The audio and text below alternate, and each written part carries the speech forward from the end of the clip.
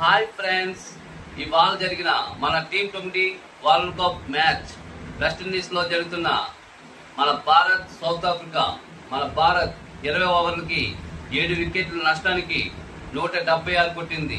ఆ 176లో మన విరాట్ కోహ్లీ ఈ ఫస్ట్ నుంచి మ్యాచ్ వేది అంతా విఫలమయ్యి ఫైనల్ మ్యాచ్ లో విరాట్ కోహ్లీ విజృంభించి 76 కొట్టి, అలాగే హర్షిత్ పటేల్ 47 రన్స్ తో వీళ్ళిద్దరూ బ్యాటింగ్ లో విజృంభించి, అలాగే హర్షద్ సింగ్ బౌలింగ్ లో 2 wickets, Bumrah 2 wickets and Hardik Pandey climax లో 3 వికెట్స్.